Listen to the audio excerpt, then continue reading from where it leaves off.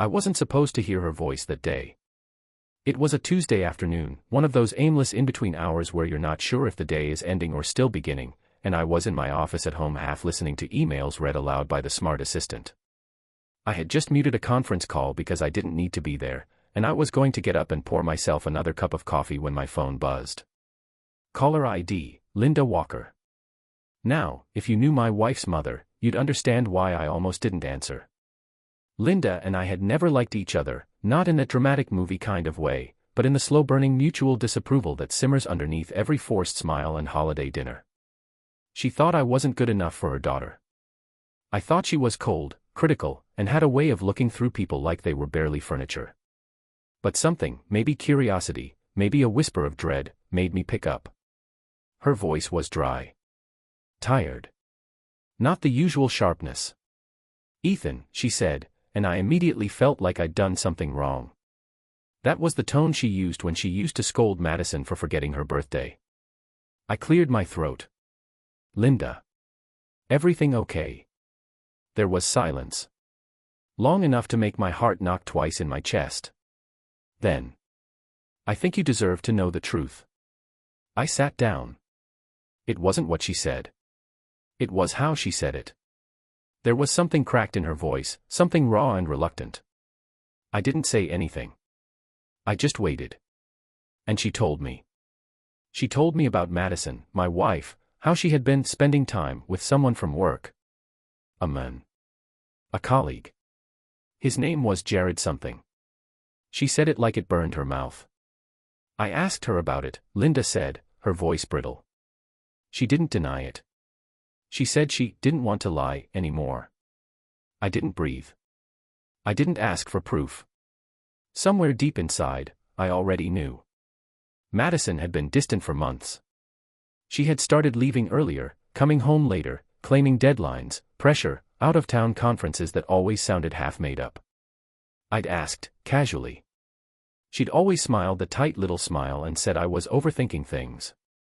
I guess I wanted to believe her more than I wanted the truth. Linda kept talking, but I was underwater now. Her words became muffled, background noise. I think she said she was sorry.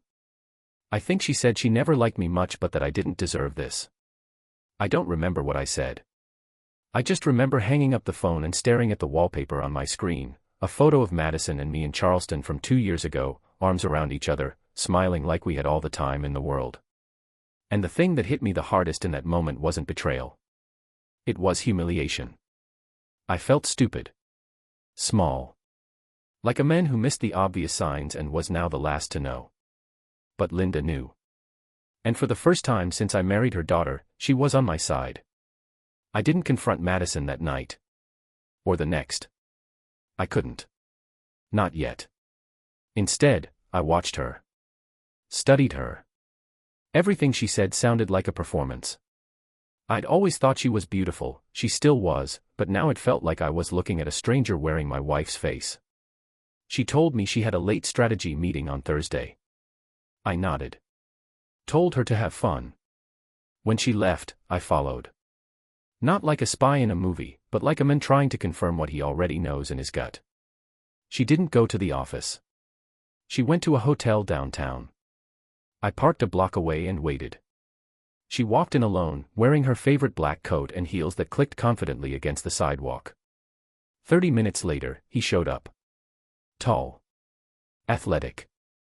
Too young to be where he was in life, but exactly the type to attract someone looking for an escape from a steady, predictable marriage. I didn't follow them inside. I just sat there in the car and let the facts settle in like cold water down my spine. This was real. This was happening. And suddenly, I wasn't angry. I was done. When I got home that night, I poured myself a drink, the good bourbon I'd been saving, and waited for her. I thought about packing her things. About writing a note and walking out. About calling Jared and asking him if he was ready to pay half the mortgage. But I didn't. I waited. Madison came home around midnight. She kissed me on the cheek like she always did and said she was exhausted. She didn't even look at me. And I think that hurt the most, how easily she could lie to my face and still think I didn't know. I couldn't sleep. The next morning, Linda called again. She sounded more composed. "Did you talk to her?" she asked. "No. I thought you should know, Ethan. Because I'm not proud of her. And I thought you were a good man. You loved her." That last part, "you loved her," broke me a little. Because I still did. Some twisted part of me still loved Madison, even as the cracks in our marriage turned into canyons I couldn't cross. "She said it just happened," Linda added, voice tightening. "That she didn't plan it. That she felt stuck. Trapped. Like you were too nice and she needed excitement." I think that was when I laughed. Not because it was funny, but because it was absurd. Too nice. Like being a decent husband was some kind of flaw. "I raised her better than this," Linda said, and this time, I believed her.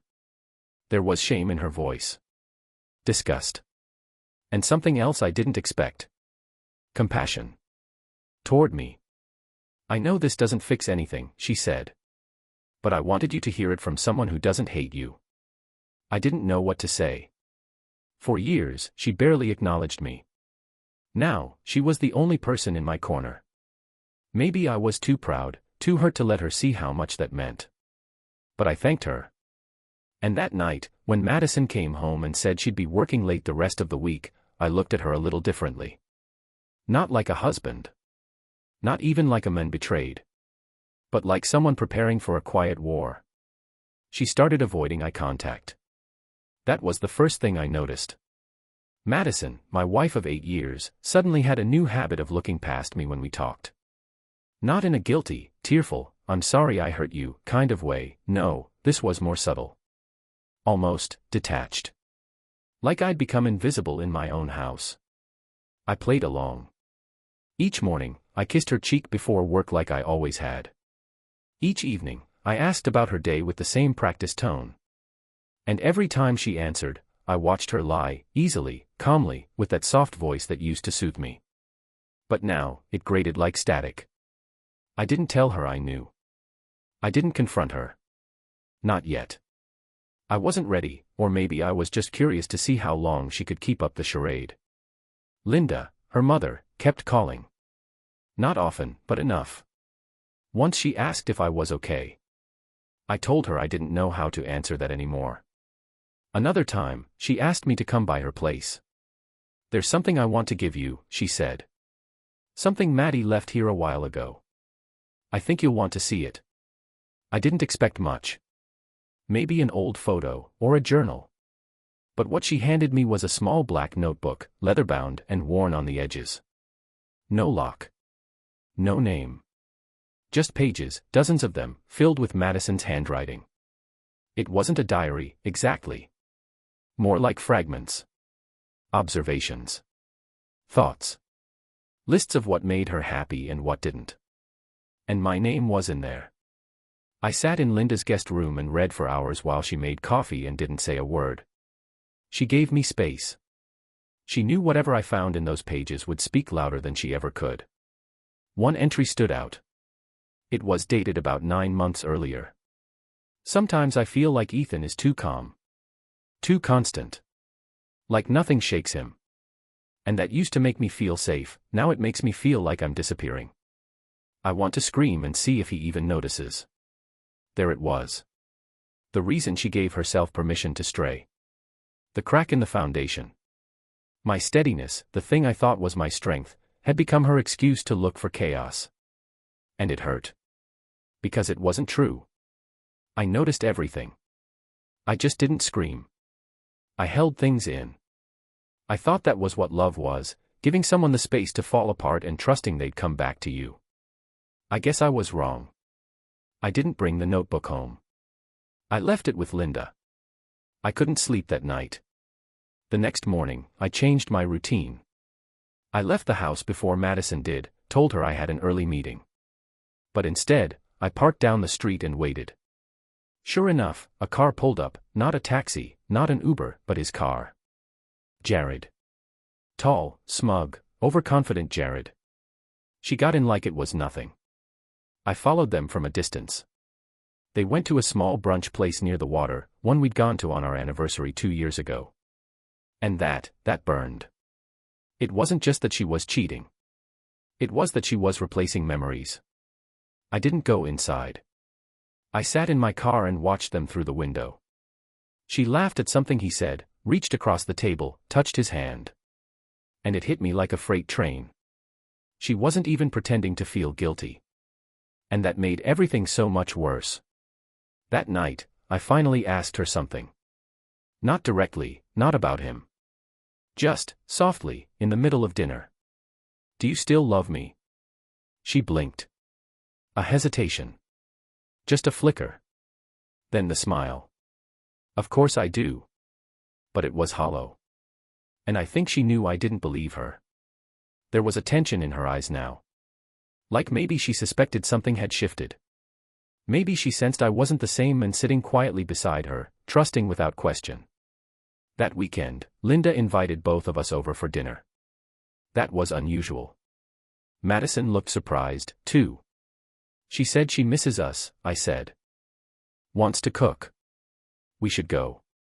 And so we did. Dinner was quiet. Heavy. Linda didn't say much, but the way she looked at her daughter spoke volumes. Madison avoided her eyes. I think they'd fought recently. You could feel it in the air. Halfway through dinner, Madison excused herself to take a call. Her phone had barely buzzed. When she left the table, Linda leaned in. You're going to have to decide what you want, Ethan, she said softly. What I want? I whispered back. I want her to stop lying to me. I mean after that, she said. When it's all out in the open. When it falls apart. Because it will fall apart. I looked at her. For a moment, I didn't see my wife's mother. I saw a woman who knew what it felt like to be disappointed by her own blood. I used to think you weren't right for her, she said. But maybe she wasn't right for you. That hit harder than I expected. When Madison came back, she was smiling again. Fake. Practiced. Like she was playing a role in a play we both forgot we auditioned for. We left early. She said she was tired. When we got home, I watched her fall asleep within minutes. Her phone buzzed once. I didn't touch it. I didn't need to. I already knew everything I needed to know. But the next morning, I woke up to an email. Not from Madison. Not from Jared. Not even from Linda. It was from someone I didn't know. A woman named Allison. Subject line, you don't know me, but I think we've both been lied to. At first, I thought it was a scam. The email felt too perfectly timed, like one of those spam traps that hits you right when your life's already unraveling. But something about the subject line felt sincere. There was no promise, no threat, just quiet desperation.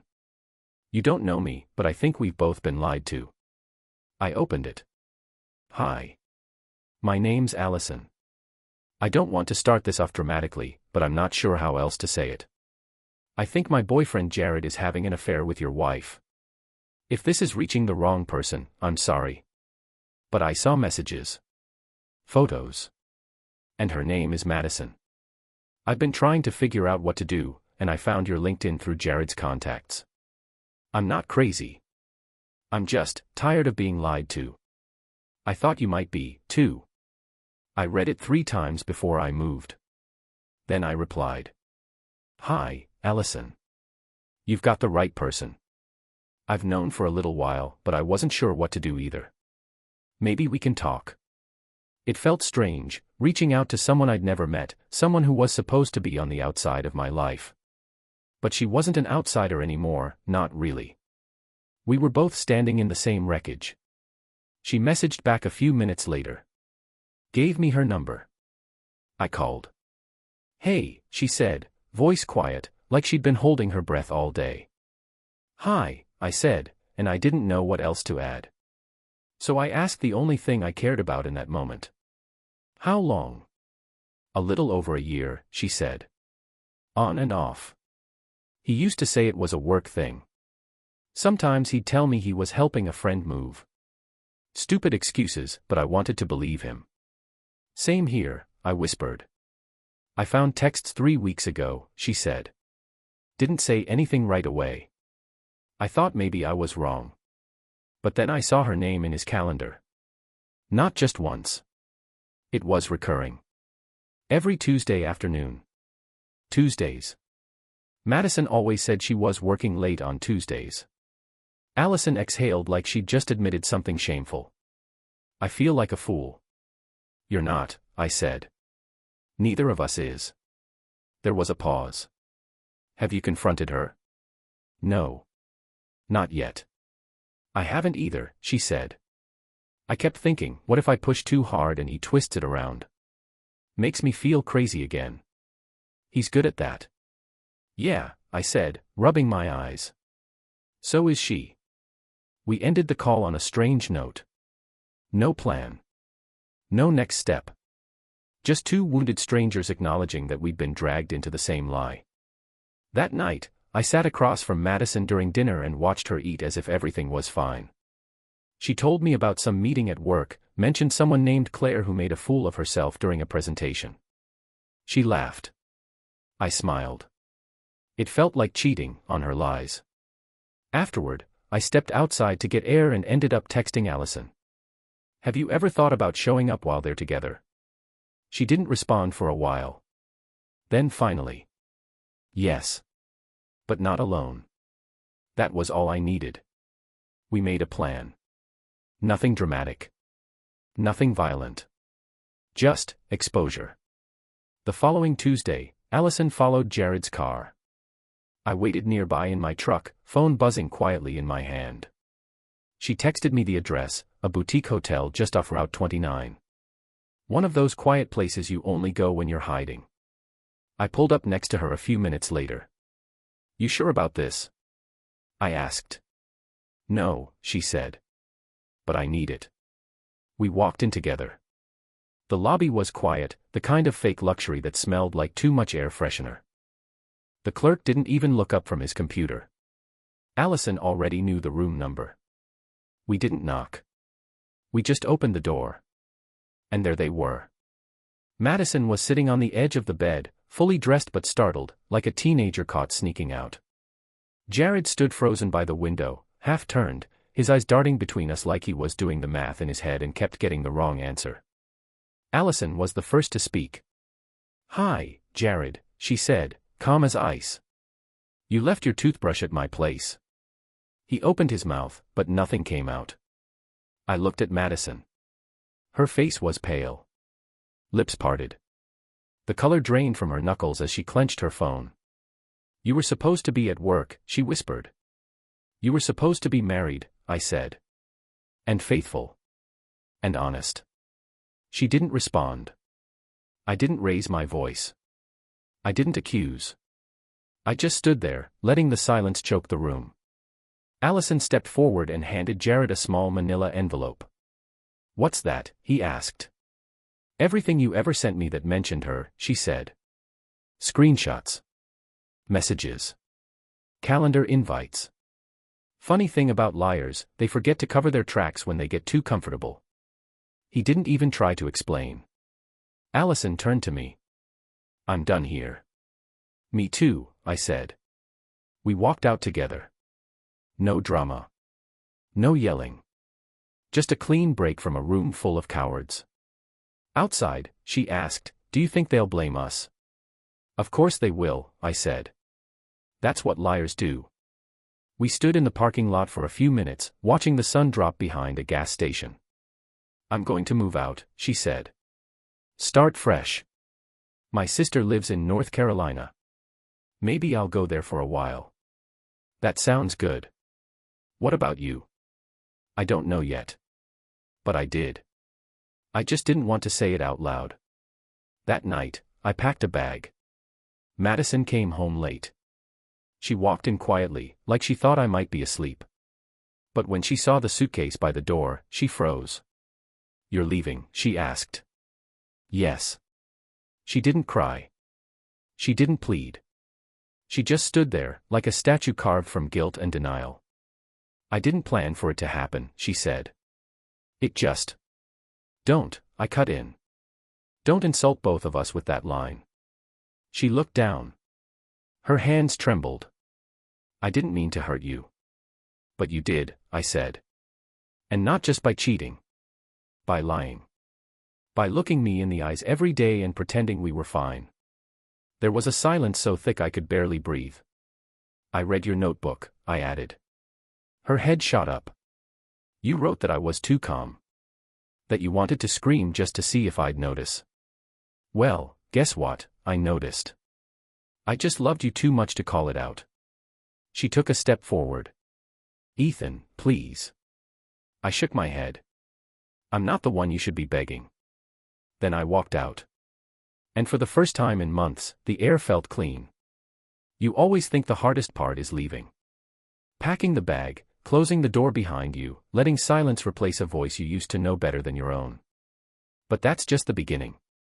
What comes next, the empty mornings, the awkward explanations, the unbearable quiet in a bed that suddenly feels too big, that's the real war. I stayed at a cheap motel for a few nights. Nothing fancy. Just clean enough to breathe.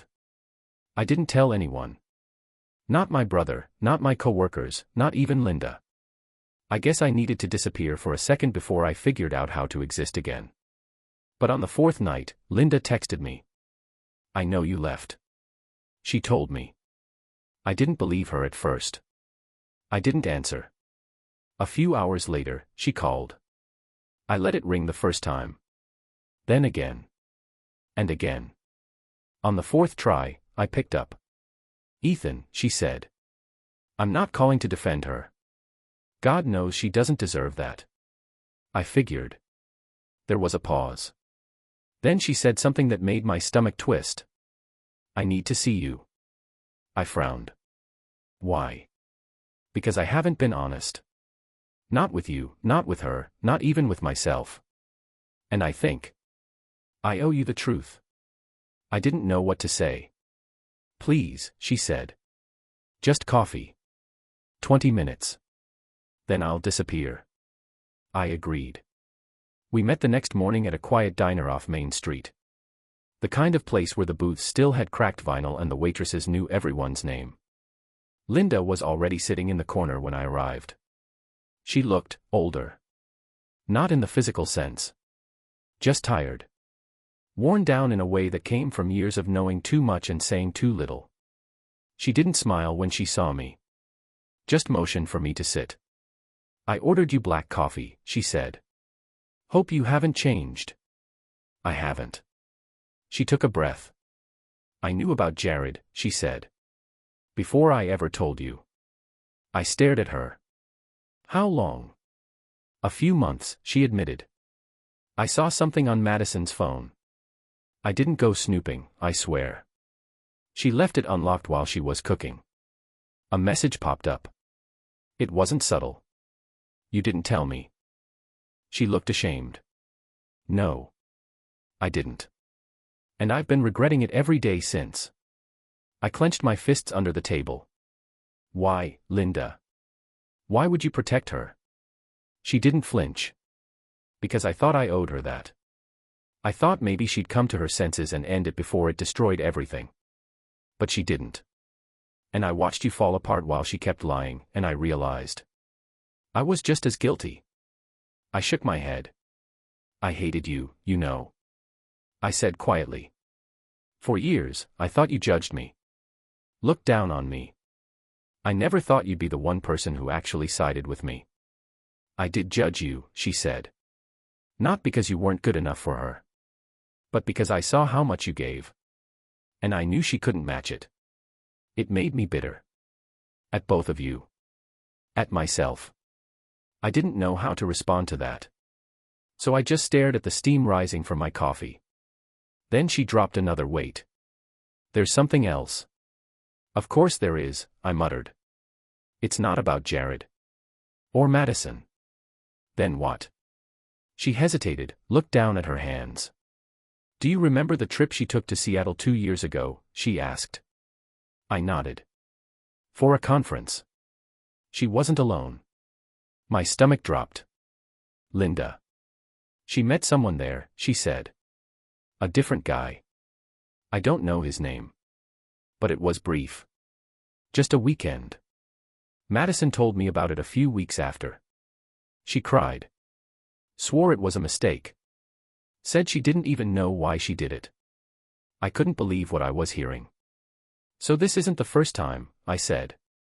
No, she said softly. It wasn't. I stood up. I couldn't sit anymore. Why are you telling me this now? I asked. Why not 2 years ago? Why not the first time she broke her vows? Because back then, I thought you'd leave, she said. And I wasn't ready to lose you. I stared at her, stunned. You didn't want to lose me. You were the only thing that made her halfway decent, she said. You grounded her. And as much as it kills me to admit, I liked who she was with you. I was selfish, Ethan. I didn't say anything because I thought if I stayed quiet, maybe you'd keep holding her together. I sat back down slowly. The waitress came by to refill our cups. Neither of us touched them. I don't know what I'm supposed to feel anymore, I whispered. Hurt? Betrayed? Relieved? You're supposed to feel whatever you feel, Linda said. There's no right answer. I gave her everything, I said. And all this time, she gave pieces of herself to strangers. Linda looked at me, her eyes glassy. You deserved better. I just hope it's not too late for you to find that. We didn't speak much after that. As I stood to leave, she reached across the table and grabbed my wrist. I know I haven't been the best mother-in-law, she said. But if you ever need anything, anything at all, you can call me. Not because of her. Because of you. I nodded. Then walked out. That night, I didn't go back to the motel. I drove for hours. Just kept the wheels turning under me while my brain tried to catch up. I thought about all the conversations I'd had with Madison. Every moment I now saw through a different lens. Every joke that hid guilt. Every smile that masked shame. At some point, I ended up at my brother's place. I hadn't told him anything yet. When I knocked on his door at 11:30 p.m., he opened it shirtless and confused. Dude, he blinked. You look like hell. I've been living in it, I said. He didn't ask questions. Just let me in. I crashed on his couch that night, but I barely slept. My mind kept playing old scenes like a cruel film reel I couldn't shut off. In the morning, I called Allison. I need to ask you something, I said. Okay, she said, wary. That email you sent me, what made you send it when you did? She was quiet for a moment. Because he promised to propose, she said finally. He said he was going to end things with Madison, and he wanted to start a life with me. That terrified me. Because I knew he wasn't done lying. And I realized I didn't want to build my future on a lie. I exhaled. Thank you for telling me, I said. No. Thank you, she said. You helped me walk away from something toxic. I think we saved each other. There's something strange about the quiet after heartbreak. Not the chaos, not the crying or shouting or even the rage. It's the stillness that follows, like an empty street after a storm. You listen for sounds that used to be there, laughter from the kitchen, keys dropping on the counter, her voice humming along with the radio, but all you get is silence. And it's deafening. It had been a few weeks since I left. I'd been crashing on my brother's couch, sleeping in short bursts, working longer hours than usual just to feel like I was accomplishing something. He didn't ask many questions. He gave me space, which I appreciated more than I could say. Most days, I didn't even think about Madison. Or at least, that's what I told myself. But at night, when the lights were off and my guard was down, I'd feel her memory creeping in. Not the cheating, not the betrayal, just the version of her I thought was real. The one who danced in our living room barefoot, who stayed up with me through flu season, who once cried at a dog food commercial because he just missed his human so much. That's the worst part of being lied to. You start questioning what was real and what was just a performance. Then came the letter. It showed up in my brother's mailbox, addressed in Madison's handwriting. No return address. Just my name, written carefully across the front. I stared at it for a long time before opening it. My fingers trembled, and for a second, I almost ripped it in half. But curiosity is a cruel master. I opened it. It wasn't long. Just one page. No tears smudging the ink, no dramatic declarations.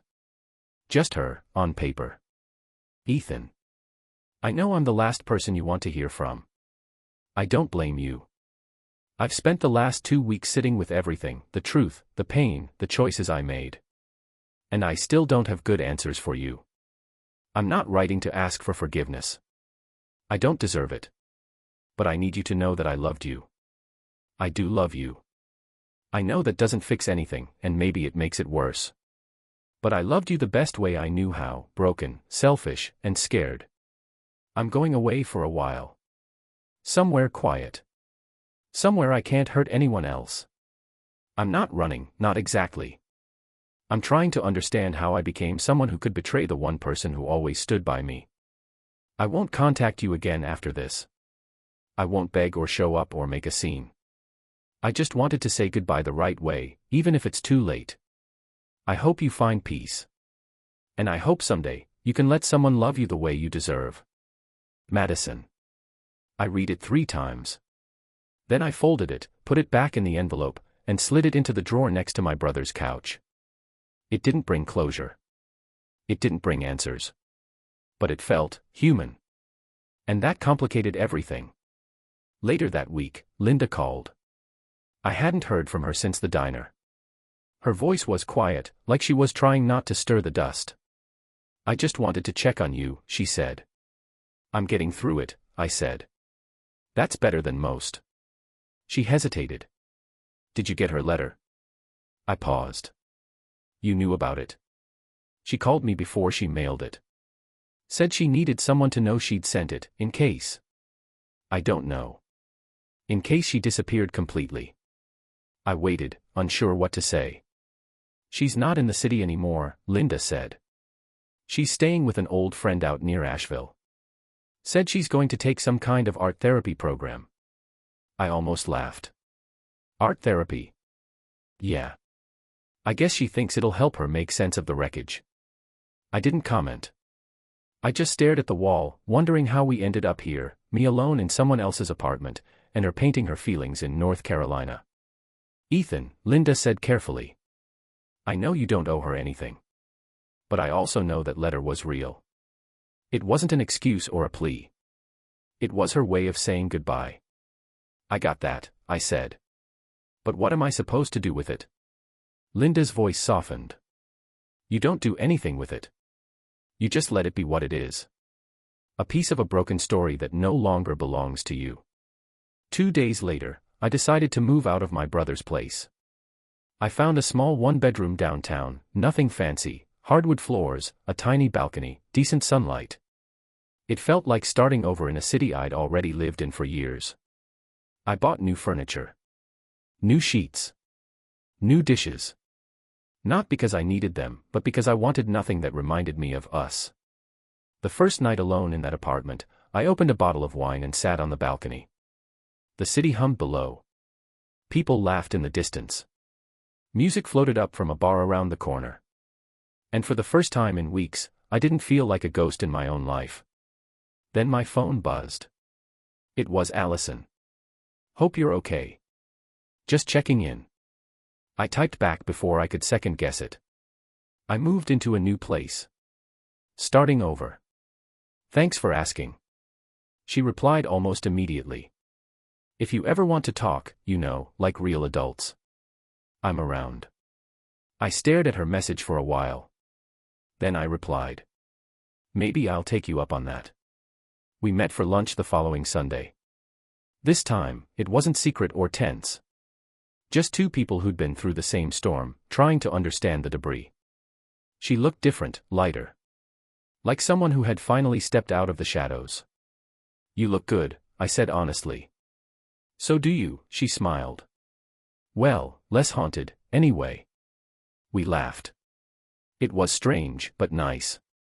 We didn't talk about Madison much. Just about work, life, the weirdness of trying to rebuild after your world falls apart. At one point, she said something I didn't expect. I used to envy you, she said. Before I knew the truth. Why? Because you looked like you had everything. Love, stability, a future. I didn't realize how much of it was held together with tape and hope. I nodded. Neither did I. Before we parted ways, she touched my arm. Whatever happens next, she said, don't let this be the thing that defines you. You were good, Ethan. You are good. I wanted to believe that. I really did. That night, I went home and opened Madison's letter again. I didn't cry. I didn't scream. I just read it, let the words sink in, then burned it in a metal bowl on the balcony. It didn't feel like revenge. It felt like release. I watched the ashes float away into the night sky, carrying everything I no longer needed. It had been over a month since I moved into my new apartment, and life was slowly regaining shape. It still felt strange waking up alone, eating meals in silence, or making coffee just for one. But the heaviness that used to cling to my chest like wet concrete had started to lift. Not completely, but enough to breathe. I was learning to live again, without Madison, without the illusion of our marriage, without pretending that I hadn't been broken. And just when I thought the past had settled into memory, it came knocking at my door. Literally. It was a Saturday morning. I was barefoot, sipping coffee in an old hoodie, scrolling through emails. When the doorbell rang, I assumed it was a delivery, maybe the bookshelf I ordered. But when I opened the door, it wasn't a delivery guy. It was him. Tall, late 30s, maybe 40, with carefully trimmed facial hair and that smug, confident look some men wear like cologne. I didn't recognize him at first, just some stranger on my doorstep in a dark coat, holding something in his hand. Then he spoke. You must be Ethan. The voice. I knew that voice. It was the man Madison had cheated with. I froze. The air left the hallway. My grip on the door tightened. I could have slammed the door in his face, punched him in the jaw, or just walked away. But instead, I stood there, completely still. He looked uncomfortable. Maybe even nervous. I know I'm the last person you want to see, he said. You got that right, I replied coldly. I came to talk. Not to fight. Can I come in? I actually laughed. Not because it was funny, because it was absurd. No, I said flatly. Say what you came to say right here. He hesitated, glancing over his shoulder, like someone might be watching. Okay, he said. Look, my name's Carter. I'm not here to apologize for what happened. I don't think there's a version of this where I come out looking like a good guy. You slept with my wife, I said, deadpan. That's putting it mildly. He nodded, his eyes dropping to the floor. Yeah. I did. And I'll regret that for a long time. Something about that hit differently. Not the words, people say they regret things all the time. But the way he said it, like he meant it, like it haunted him. I didn't speak. I let the silence punish him. I didn't know how serious you two were, he said. That made my blood boil. We were married. I know. I know that now. But she didn't act like she was taken. Not really.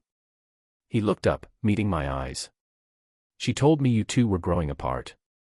That things were cold, distant. That you barely talked anymore.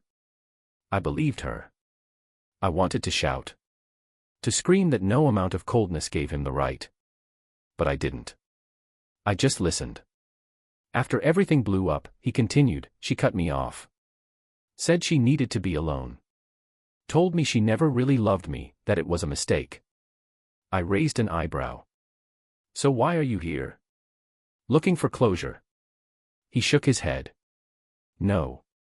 I came because I thought you should know something. He handed me a folded piece of paper. What's this? I asked. It's from her. She wrote it last week, then gave it to Linda. I happened to be visiting, not for her, for something else, and Linda told me what Madison said before she left town again. My fingers closed around the paper. She's in rehab, he said softly. Not just for the therapy stuff. 4 pills. Sleeping meds, mostly. Anxiety. She'd been abusing them longer than anyone realized. I felt a chill run down my spine. She said she never wanted to hurt you. That she didn't even know why she did it. That everything got out of control. I didn't know what to say. My head was buzzing. I know I have no right to deliver her message, Carter said. But she wanted you to know she's trying. That she's getting help. That she hopes you don't hate her forever. I stood there, silent. This man, the one who'd helped blow up my life, was now standing in front of me with a letter in his hand and guilt in his eyes. Is that it? I asked. He nodded. I'll go, he said. I needed to do this. For her. And maybe for me too.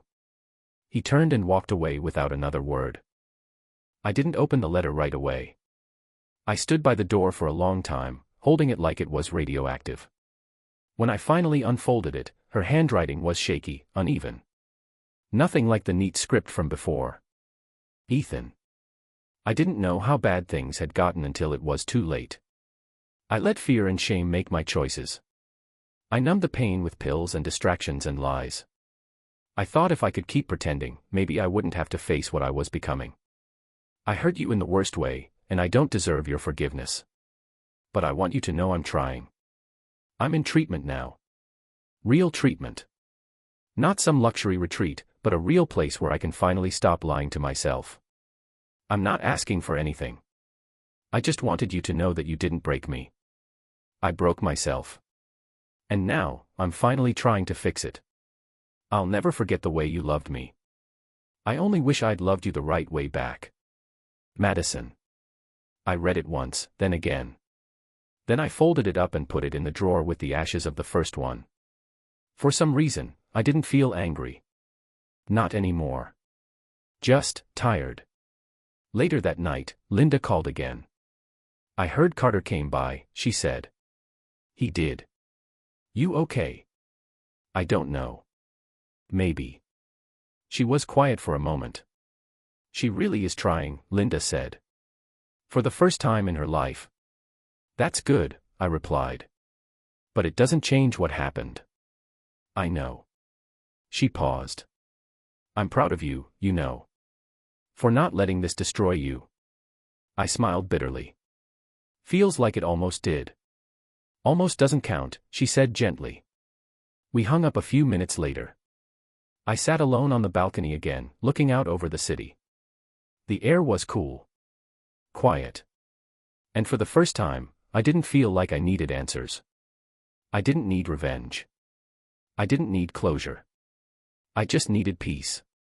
And maybe, just maybe, I was starting to find it. I was just starting to forget the sound of her voice. It had been weeks since the letter. I kept it in the drawer, next to old receipts and other things I didn't have the courage to throw out yet. I hadn't replied. I didn't plan to. I thought that was it, our last chapter written, folded, and filed away in memory. But the past, it seems, doesn't knock politely. Sometimes, it just walks right in. I was at work late, catching up on reports and trying to drown myself in anything that didn't feel like emotion, when my phone buzzed. Unknown number. I stared at it, debating. Then picked up. Hello. There was a pause on the other end. And then, her voice. Ethan. For a second, I forgot how to speak. Madison. Yeah, she said quietly. It's me. It felt like someone hit rewind on a part of me I'd tried hard to mute. I didn't say anything. I just waited. I'm out, she said. Rehab. 32 days clean. They let me go this morning. Congratulations, I said. My voice sounded distant, like it belonged to someone else. I know I shouldn't be calling. I needed to say something. One last thing. I didn't stop her. I don't expect you to forgive me. I don't expect anything from you, really. I just wanted to see you. Just once. No drama. No begging. I swear. Just, goodbye. Properly. I hesitated. Every instinct in me screamed to protect what I'd rebuilt, my routine, my peace. But a small part of me whispered, you need this too. All right, I said slowly. One time. We met the next day. Neutral ground, a park in the middle of the city, under a gray November sky. The leaves were brittle, the grass already yellowing, and the air carried that quiet kind of cold that made everything feel slower. I saw her before she saw me. She looked different. Not just tired. Not broken. Just stripped down. Real. No makeup. Hair pulled back. Sweatshirt, jeans, old sneakers. She looked like someone who had nothing left to hide. "Hey," she said softly as I approached. "Hey." We stood in silence for a moment before she gestured toward a bench. We sat. "I didn't think you'd actually come," she said. "Neither did I." "I meant what I wrote," she said, her voice barely above a whisper. "All of it." "I know." More silence. She rubbed her hands together, her fingers trembling slightly from the cold. "Or nerves." "I'm not here to explain myself again," she said. "I think I've done enough of that." "Good," I replied. "Because I don't think I could hear it again." She nodded. "I lost everything," she said. "But the worst part wasn't losing you. It was realizing I had no idea why I lost you." "Not really." "Because I never let myself feel anything. I just escaped." I didn't interrupt. Let her speak. Let her pour out what she'd clearly rehearsed a dozen times. I thought if I could numb the fear, the shame, the guilt, maybe I could avoid becoming my mother. But I did. In all the ways that mattered. I blinked. That. I hadn't expected. "She told me she was proud of you," Madison added. "Said you handled this better than she thought anyone could. That you deserved better than the mess I gave you." "She said that?" Madison nodded, eyes glassy now. "I think, in her own way, she always wanted to be on your side. But she didn't know how. None of us did." There was a long pause. "You said you wanted to say goodbye," I reminded her gently. "I did." She looked up at me, eyes full of pain and something else, acceptance. "I'm not asking for a second chance, Ethan. That would be selfish. I just wanted to see you one last time. Not as your wife. Not as the woman who hurt you. Just, as a person. A broken one, maybe. But one who's finally trying to be whole." I swallowed hard. "I'm glad you're getting help," I said quietly. "I mean that. Thank you." The silence between us this time was different. Not tense. Not angry. Just final. She stood up. "I'll go now," she said. "Take care of yourself, Ethan.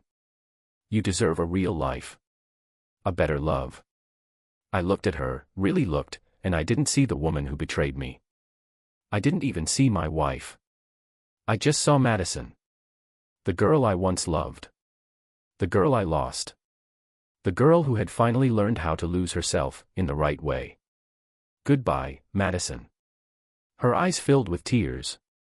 "Goodbye." And just like that, she walked away. I watched her disappear down the path, her figure getting smaller, until she turned a corner and was gone. I stayed on that bench for a long time. Hours maybe. Watching the wind scatter leaves across the sidewalk, I realized something I hadn't allowed myself to feel in months. It was over. Really over. Not just the marriage. Not just the lies. But the anger. The weight. The need to make sense of something senseless. I wasn't waiting for closure anymore. I'd found it, not in her apology, or her sadness, or even her recovery. I found it in myself. The weeks that followed were quiet. Peaceful. I started running again, something I hadn't done since our honeymoon. I called my brother and actually listened when he talked about his new job. I even went on a date, nothing serious, just coffee. But I laughed. I smiled. I didn't think about her once. And that, to me, was the real victory. Linda came by for Thanksgiving. She brought a pie I'm pretty sure she bought from a bakery, but I didn't say anything. We sat on my tiny balcony and drank cider from mismatched mugs. "You look different," she said. "Different how?" "Like someone who finally let go." I smiled. "Yeah," I said. "I think I did." We didn't talk about Madison after that. We didn't need to. Some things are better left where they belong, in the past. They say betrayal changes you. I think that's true. But healing defines you. It doesn't erase what happened. It doesn't pretend the pain never existed. But it teaches you how to live again, how to rebuild with gentler hands, how to recognize love when it's real, and how to walk away when it isn't. I'll always carry the scars Madison left behind. But they're not wounds anymore. They're just part of the story. And today, I'm finally okay with how it ended. Because it gave me the chance to start over.